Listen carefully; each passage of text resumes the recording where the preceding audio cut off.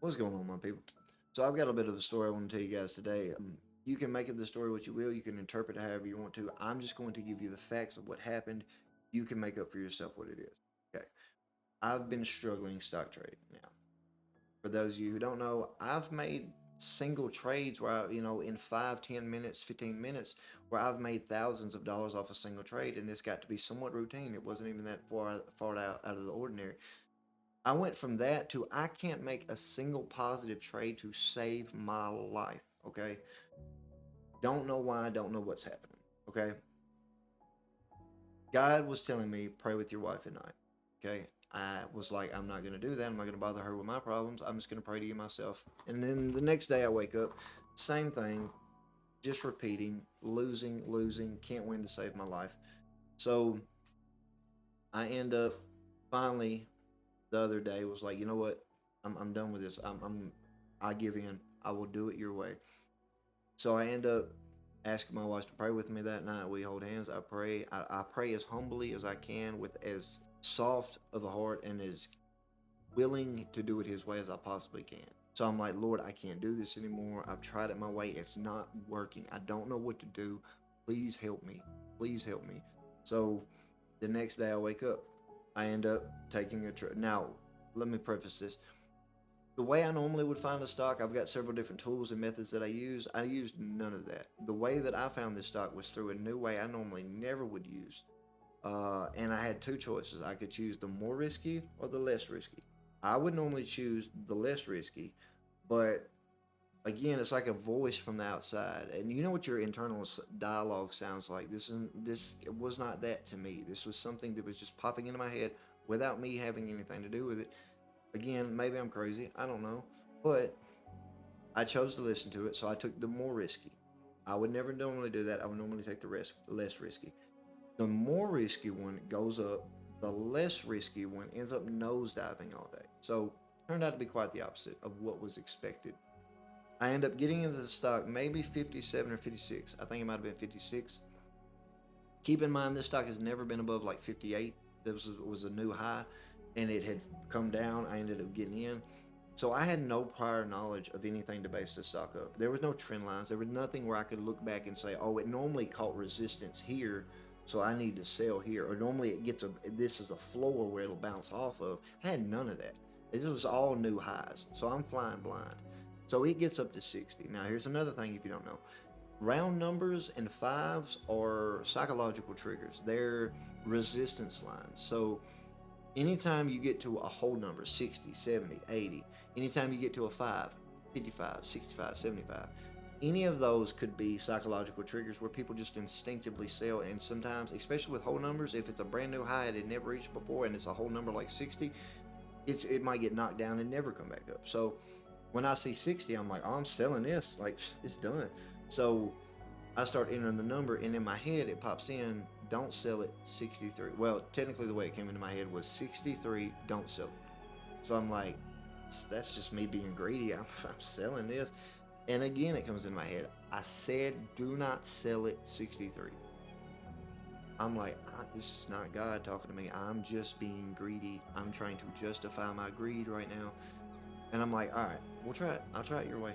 So it dips. I start losing money. I'm like, freaking knew it. I freaking knew it. I'm a loser.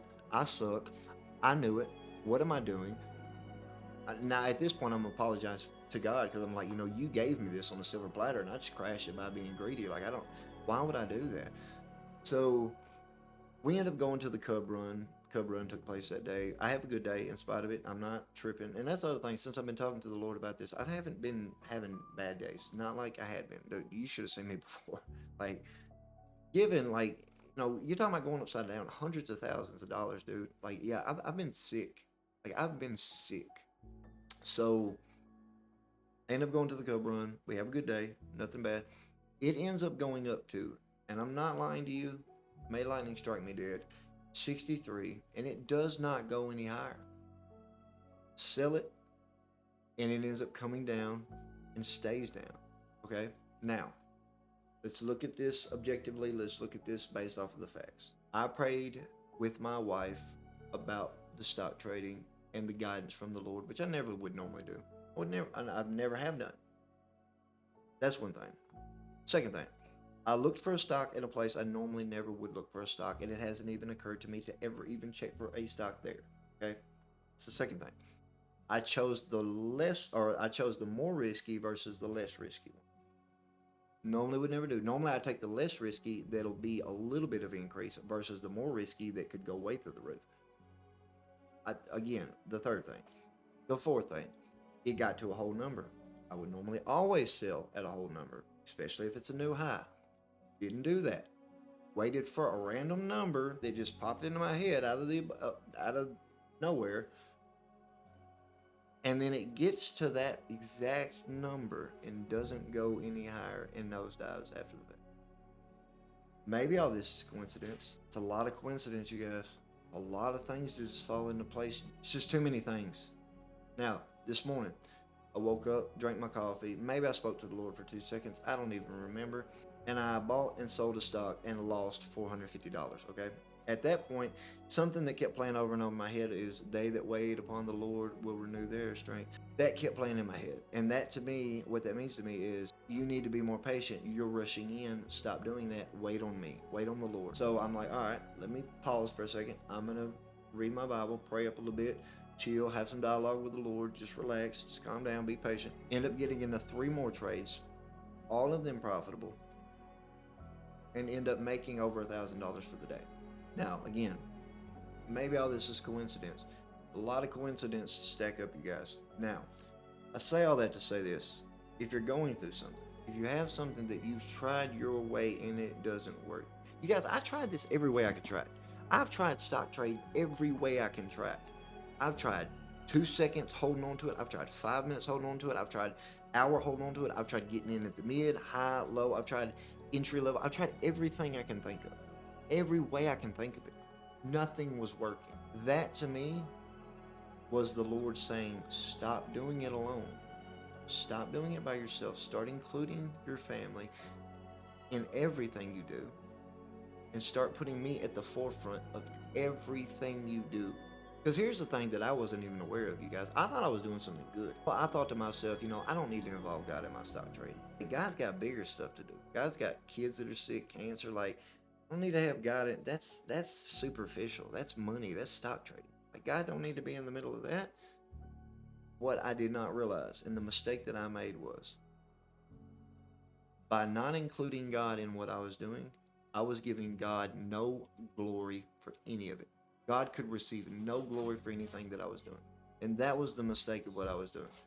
Not that doing it alone per se was the bad thing, which it was, but it was because how could God possibly receive glory from that?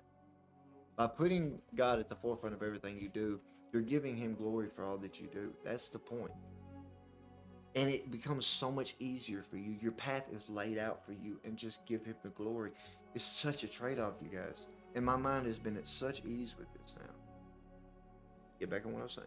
If you're going through something and you've tried it your way and it is not working, again, I'm not trying to be preachy, you guys. Most of you who know me know that I'm not that kind of Christian. Like, I'm not a good person. I'm just not. Okay, not good.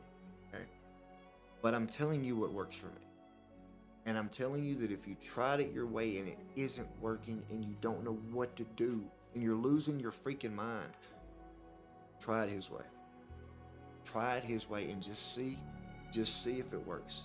Just give him a chance. If it doesn't work, go back to doing it your way. You'll still be out of your mind, but at least you'll be doing it your way. But I'm telling you guys, if you do it his way, the evidence will be too much to be coincidence. That's how believers are born. But we're not Christians because someone told us to be. Like, I'm not a Christian because I went to church on Sunday. You know that, right?